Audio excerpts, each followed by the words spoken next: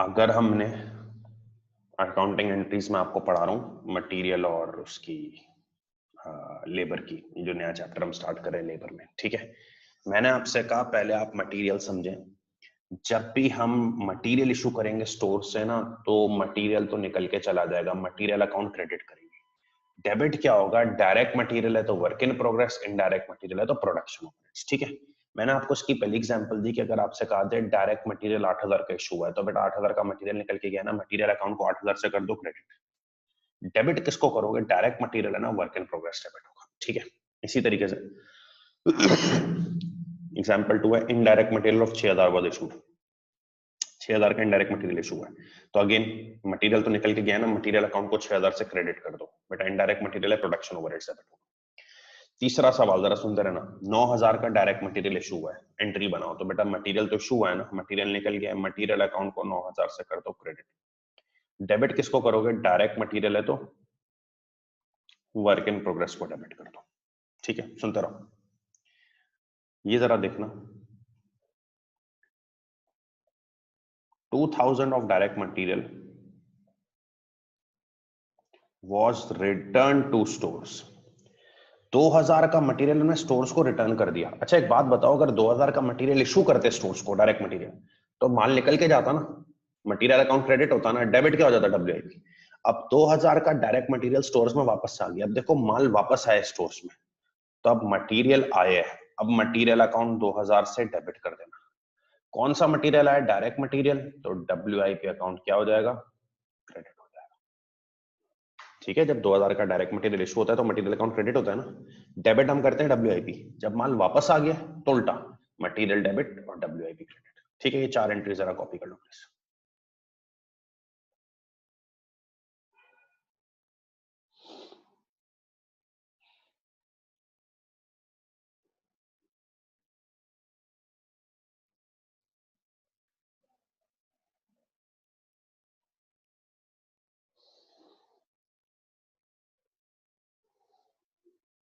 Sir इनको रोजाना call भी हो रही हैं, इनको जब भी FA2 क्लास होती है कॉल भी हो रही हैं, और ड्यूरिंग द क्लास भी हमारी कोशिश होती है कि इनको कॉल करके इनके पेरेंट्स से बात करके बोर्ड पे आया जाए।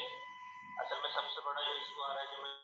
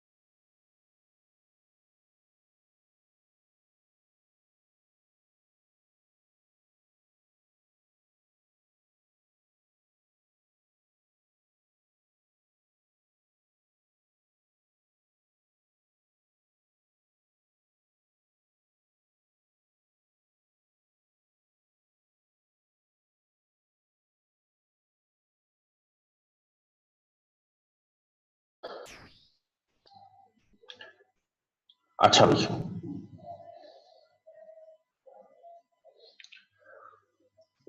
तीन बातें सर और बता रहा हूं, और से सुन लो।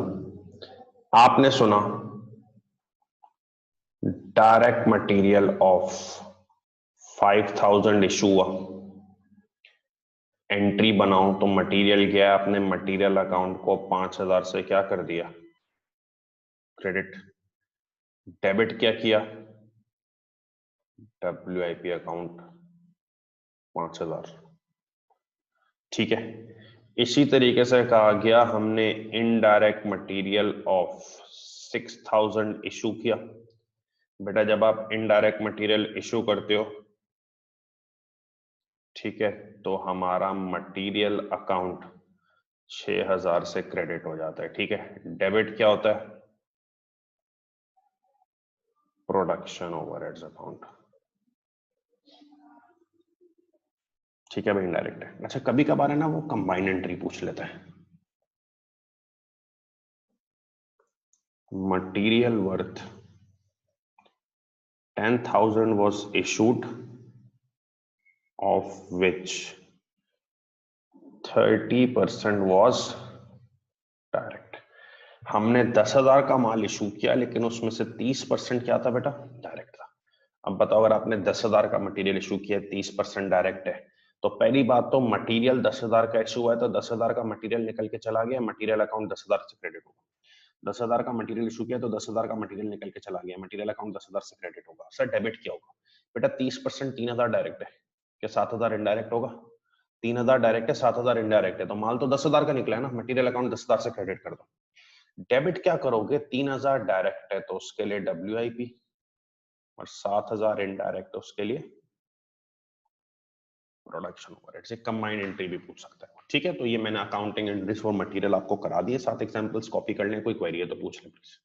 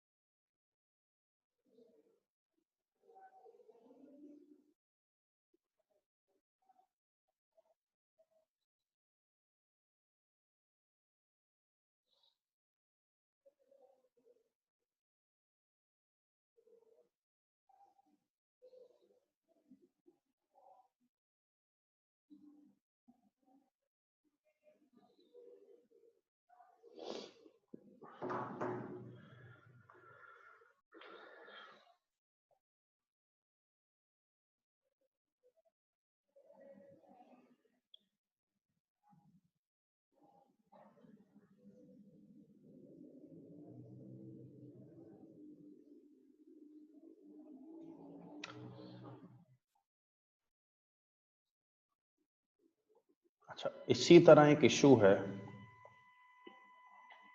अकाउंटिंग एंट्रीज फॉर लेबर का। इसी तरह बेटा एक इशू है अकाउंटिंग एंट्रीज फॉर लेबर का। देखें, जब भी आप लेबर को सैलरीज देते हैं, जब भी आप लेबर को सैलरीज देते हैं, तो क्या आपका जो वेजेस का बैंक अकाउंट होता है, वेजेस का सैलरीज का बैंक अकाउंट होता है, उसमें से पैसे निकल जाते हैं? यस, निकल जाते हैं। तो बेटा वेजेस का बैंक अकाउंट क्रेडिट होता है। जब भी आप अपनी लेबर को सैलरीज पे करते हैं ना, तो वेजेस के अकाउंट में से पैसा निकल जाता है, तो आपका वेजेस का बैंक अकाउंट क्रेडिट होता है। डेबिट क्या होता है? वही डायरेक्ट वेजेस है, WIP। इनडायरेक्ट है प्रोडक्शन ओवरहेड्स। ठीक है, लाइक इसकी भी आप 3 एग्जांपल सुन लो। आपसे क्वेश्चन कहता है 2000 of direct wages were paid. हमने 2000 रुपए की डायरेक्ट वेजेस पे की। क्या वेजेस के बैंक अकाउंट से पैसा निकल गया? यस, वेजेस अकाउंट 2000 से क्रेडिट हो जाएगा। सर डेबिट क्या हो बेटा? डायरेक्ट वेजेस है ना, work in progress account debit होगा। ठीक है, इसी तरह क्वेश्चन ने कहा 3000 वर्थ इनडायरेक्ट वेजेस वर पेड। हमने 3000 रुपए की इनडायरेक्ट वेजेस पे की, तो क्या वेजेस के बैंक अकाउंट से पैसा निकल गया? बिल्कुल निकल गया। आपके वेजेस अकाउंट 3000 से क्या हो गया? क्रेडिट। सर डेबिट क्या होगा बेटा? अगर इनडायरेक्ट वेजेस है तो प्रोडक्शन ओवरहेड्स डेबिट होगा। ठीक है, वेजेस पे हुई तो वेजेस के अकाउंट में से तो पैसा निकल रहा है, आपका वेजेस अकाउंट क्रेडिट होगा। ठीक है, डेबिट क्या होगा बेटा? क्योंकि ये डायरेक्ट वेजेस है तो WIP, इनडायरेक्ट वेजेस है तो प्रोडक्शन ओवरहेड्स। ठीक है, वही कंबाइंड सवाल आ सकता है।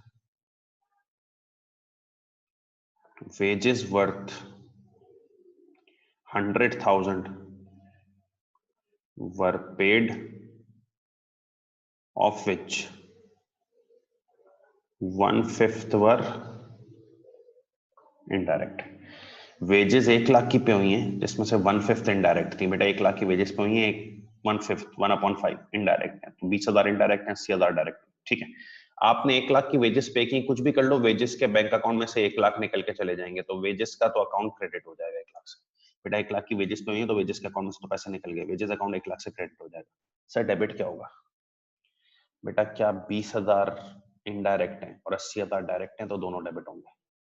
WIP अकाउंट 80,000 से डेबिट हो जाएगा और प्रोडक्शन ओवरहेड अकाउंट 20,000 से क्रेडिट हो जाएगा। ठीक है जी, कोई भी सवाल है इसमें आप पूछ सकते हैं प्लीज।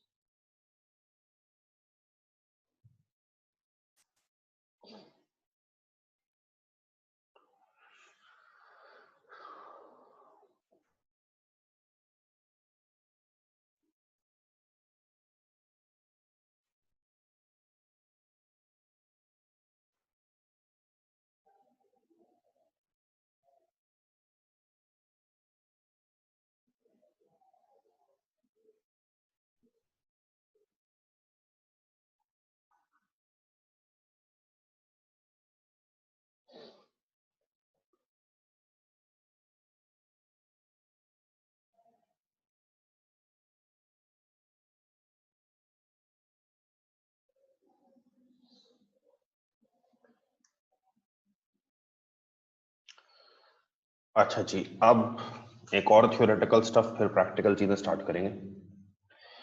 मटेरियल और लेबर से रिलेटेड है ना, आपको 3 डॉक्यूमेंट्स का आइडिया होना चाहिए, पेन कार्ड, टाइम शीट और पे स्लिप। ठीक है, आपको 3 डॉक्यूमेंट्स का भी आइडिया होना चाहिए, पेन कार्ड, टाइम शीट और पे स्लिप। ठीक है, अब ये क्या होता है जरा सुन लें, फिर इसके बाद मैं कैलकुलेशन स्टार्ट करूंगा। देखें तो पहला डॉक्यूमेंट है ना पेन कार्ड। बिन कार्ड एक ऐसे डॉक्यूमेंट को कहते हैं which is used to record movement of materials. ठीक है, बिन कार्ड एक ऐसे डॉक्यूमेंट को कहते हैं which is used to record movement of materials. कोई भी ऐसा डॉक्यूमेंट जो मटेरियल्स की मूवमेंट्स को रिकॉर्ड करता है ना, उसे हम क्या नाम देते हैं? बिन कार्ड। इसमें 3 कॉलम्स बनते हैं,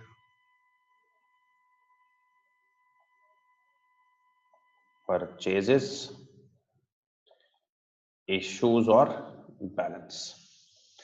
हर किसी के अंदर 3-3 सब कॉलम्स आते हैं, क्वांटिटी, रेट और अमाउंट। डेट डाली जाती है, जो भी परचेज होती है परचेज में आ जाती है, जो भी इशू होती है इशू में आ जाती है, और जो भी बैलेंस होता है बैलेंस में आ जाता है। तो एक ऐसा डॉक्यूमेंट जो माल की मूवमेंट्स को रिकॉर्ड कर रहा होता है ना, उसे हम नाम देते हैं बिन कार्ड। सर ये तो हमने बनाए हैं, एग्जैक्टली। फीफो डीफो एफको में आपने यही डॉक्यूमेंट तो बनाए हैं। फीफो लिफो एफको तीनों में आपने ये डॉक्यूमेंट बनाए हैं जो मटेरियल्स की मूवमेंट्स को क्या कर रहा होता है? रिकॉर्ड। क्या आपने फीफो लिफो एफको में 3 कॉलम्स बनाए, परचेज, इश्यूज, बैलेंस? क्या हर किसी में आपने 3-3 सब कॉलम्स डाले, क्वांटिटी, रेट और अमाउंट? बिल्कुल। तो कोई भी ऐसा डॉक्यूमेंट जो माल की मूवमेंट्स को रिकॉर्ड कर रहा होता है ना, उस डॉक्यूमेंट को हम बिन कार्ड कहते हैं। और आपको बिन कार्ड के टाइम पे वो वाला डॉक्यूमेंट याद आ जाना चाहिए जो आपने फीफो लिफो एफको में बनाया है। परचेजेस सारी परचेजेस में, इशू सारे इश्यूज में, बैलेंस सारा बैलेंस में। तो कोई भी डॉक्यूमेंट जो डेट वाइज माल की मूवमेंट को रिकॉर्ड कर रहा हो तो उसे हम क्या नाम देते हैं? बिन कार्ड का। ठीक है,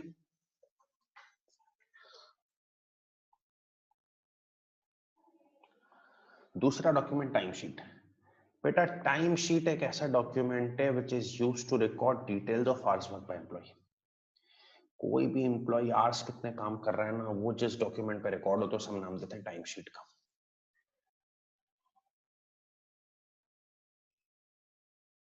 एम्प्लॉय का नाम, ठीक है, डेट, फर्स्ट जन, कितने बजे इन हुआ, कितने बजे आउट हुआ, कितने आवर्स काम किया। सर 9 बजे आया था, 11 बजे चला गया, 2 घंटे काम किए। अच्छा 2 जनवरी को क्या किया? सर 10 बजे आया, 1 बजे चला गया, 3 घंटे काम किया। पूरे महीने के आवर्स टोटल किए कि भाई इसने पूरे महीने में लेट सपोज 16 घंटे काम किए। ठीक है, क्या ये एक ऐसा डॉक्यूमेंट है जो बंदे की आवर्स की मूवमेंट को रिकॉर्ड कर रहा है कि कितने घंटे इसने काम किया है? इसे कहते हैं टाइम शीट। अच्छा अब हमारे यहाँ है ना, हमारे इदारे में बहुत सारे टीचर्स ऐसे हैं जो आर्ली रेट पे काम कर रहे होते हैं। हमारे इदारे में बहुत सारे टीचर्स ऐसे हैं जो आर्ली रेट पे काम कर रहे होते हैं। तो हर महीने के शुरू में उनको एक टाइम शीट पकड़ा दी जाती है। उनसे कहा जाता है जिस डेट को आप जितने बजे क्लास में जाए, जितने बजे बाहर जाए, उसके आवर्स रिकॉर्ड कर लें। फिर वो महीने के एंड में हमें अपनी टाइम शीट दे देते हैं। हम देखते हैं उन्होंने 50 घंटे काम किया, अच्छा ये उनका रेट पर आता, मल्टीप्लाई किया, ये ले उनकी सैलरी।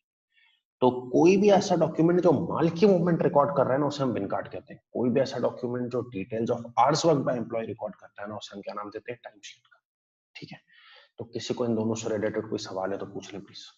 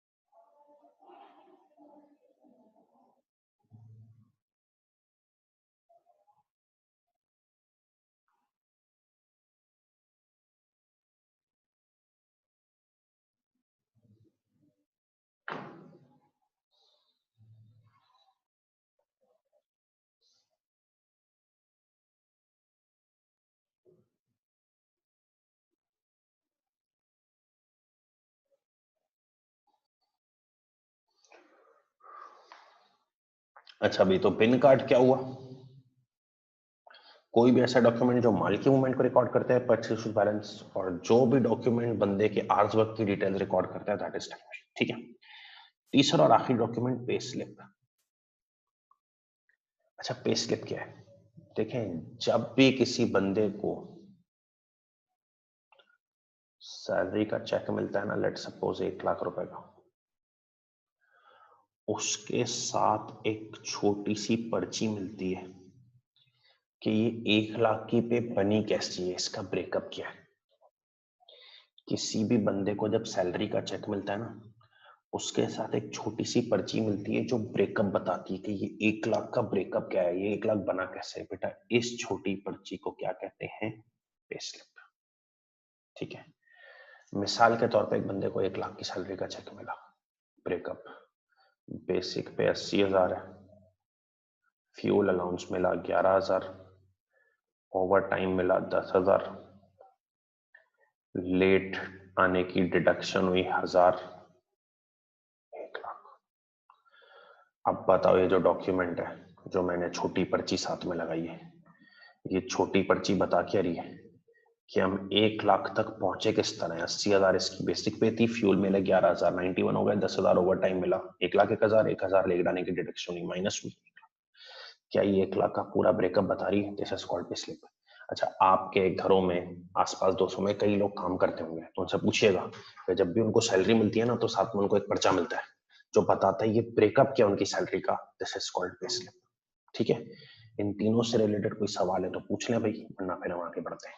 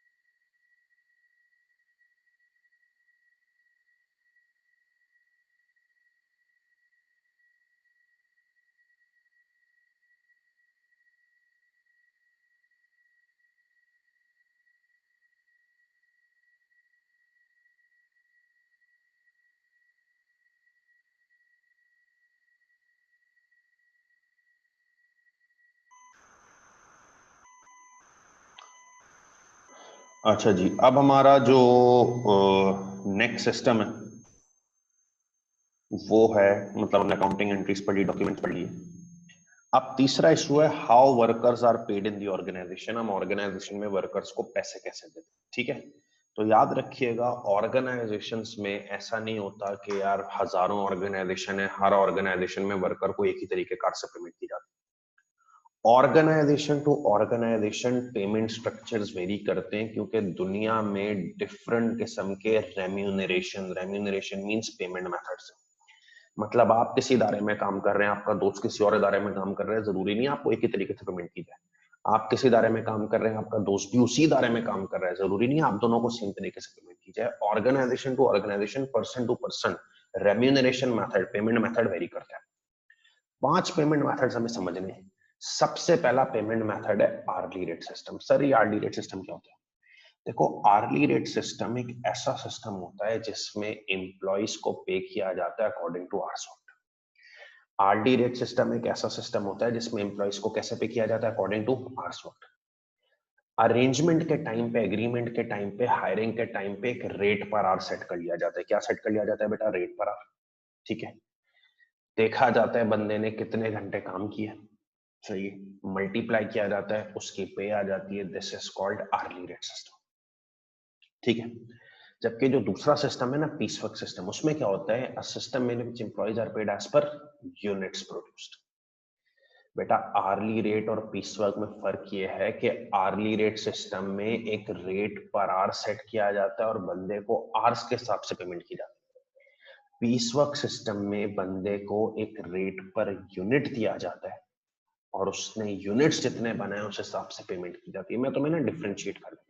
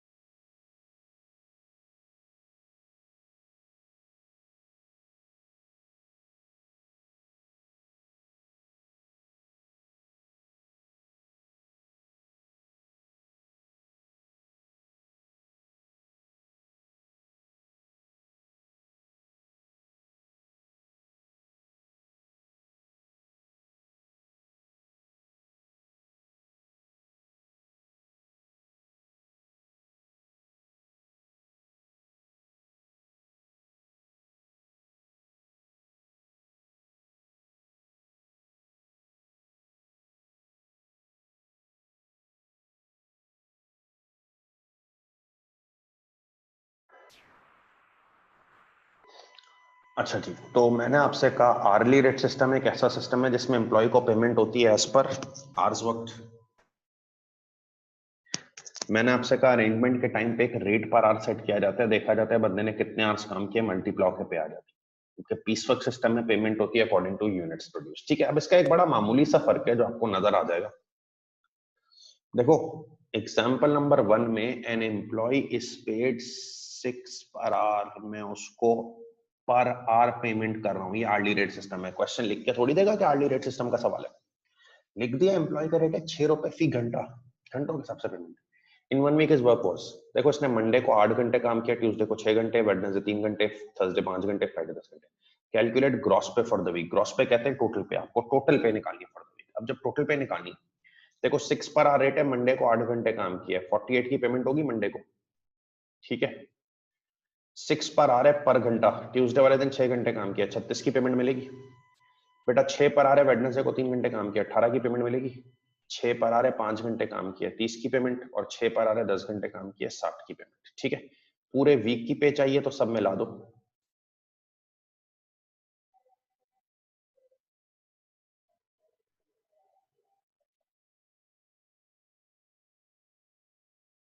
ये है gross pay for the week hourly rate system में। ठीक है सर, पीस वर्क में क्या होगा, सुनो अभी है ना, मतलब डिटेल्ड प्रैक्टिस तो मैं तुम्हें कराऊंगा। N employee is paid $2 per unit. बेटा एम्प्लॉय को दिए जाते हैं ₹2 पर यूनिट, अब पर आवर नहीं दिया जा रहा। अब देखो पर आवर नहीं दिया जा रहा, क्या दिया जा रहा है, पर unit. In 1 week is work was, बेटा अब मंडे को उसने 20 यूनिट्स बनाए, 40 यूनिट्स ट्यूसडे को, वेडनेसडे को 30 units, Thursday 60 units, Friday 50 units, फिर ग्रॉस पे टोटल पे फॉर द वीक। बेटा अब 2 पर आवर थोड़ी है, अर्ली रेट थोड़ी है, 2 पर यूनिट है, पीस पीस वर्क सिस्टम। बेटा 2 पर यूनिट है, मंडे को 20 यूनिट्स बनाए, 40 की इनकम हुई। 2 पर यूनिट है, ट्यूसडे को 40 यूनिट बनाए, 80 की इनकम हुई। 2 पर यूनिट वेडनेसडे को 30 यूनिट्स बनाए, 60 की इनकम। 2 पर यूनिट थर्सडे को 60 यूनिट्स, 120 की इनकम। और 2 पर यूनिट फ्राइडे को 50 यूनिट, 100 की इनकम। पूरे वीक की पे चाहिए, मिला दो, आपके पास gross pay for the week आ जाएगी 400। ठीक है जी, तो आर्ली रेट और पीस वर्क का आई होप आपको डिफरेंस क्लियर है। आर्ली रेट सिस्टम में इंडिविजुअल को पेमेंट आवर्स के हिसाब से की जाती है, पर आवर रेट के हिसाब से, पीस वर्क में पर यूनिट। ठीक है, कॉपी कर लें इसको।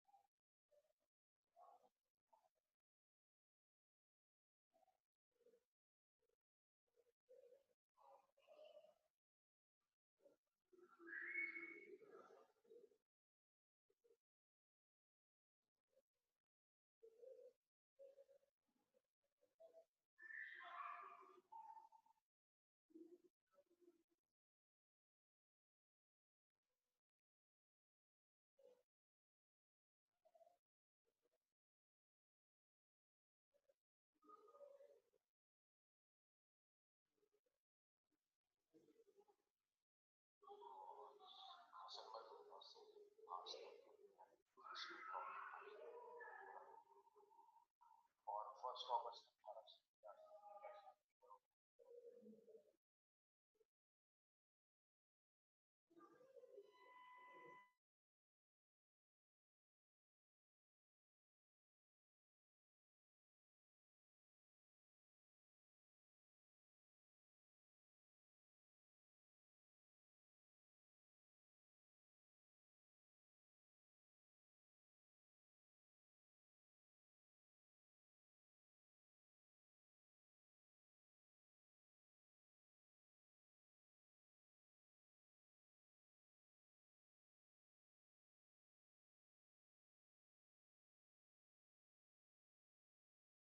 अच्छा भाई, तो तुम्हें मेरे ख्याल में आर्ली रेट और पीस वर्क का डिफरेंस क्लियर हो गया होगा कि आर्ली रेट एक ऐसा सिस्टम है जिसमें पेमेंट पर आवर पे की जाती है और पीस वर्क जिसमें पेमेंट पर यूनिट पे की जाती है, ठीक है। अच्छा, फिर एक सिस्टम है ऑर्गेनाइजेशन में जिसको हम नाम देते हैं टाइम सेव बोनस सिस्टम। देखो, टाइम सेव बोनस सिस्टम क्या होता है, ये मैं तुम्हें कैलकुलेशन तो इसकी कल कराऊंगा। टाइम सेव बोनस सिस्टम ये होता है जिसमें an employee is paid according to hourly rate. Individual को रेट पर आवर दिया जाता है, आर्ली रेट दिया जाता है, but they get a bonus for any time save. लोग पूछते हैं, सर ये आर्ली रेट सिस्टम में और टाइम सेव्ड बोनस सिस्टम में फर्क क्या है। देखो, आर्ली रेट सिस्टम में भी पेमेंट पर आवर हो रही होती है और टाइम सेव बोनस सिस्टम में भी पेमेंट पर आवर हो रही होती है, ठीक है। आर्ली रेट सिस्टम में भी पेमेंट पर आवर हो रही होती है और टाइम सेव बोनस सिस्टम में भी पेमेंट पर आवर हो रही होती है। बस एक फर्क ये है कि आर्ली रेट सिस्टम में बस रेट पर आवर होता है, बाकी कुछ भी नहीं। टाइम सेव बोनस सिस्टम में रेट पर आवर तो दिया जाता है, बंदा अगर टाइम बचाएगा ना तो उसको बोनस भी मिलेगा, ठीक है। आर्ली रेट सिस्टम में कोई बोनस नहीं है भाई, लेफ्ट जो लिखा हुआ है ना आर्ली रेट सिस्टम में कोई बोनस नहीं है। टाइम से बोनस सिस्टम में बंदे को रेट पर आवर दिया जा रहा है और वक्त बचाने पे बोनस भी दिया जा रहा है। कैलकुलेशन इसकी नेक्स्ट क्लास में होंगी, फिलहाल सिर्फ थ्योरी समझो।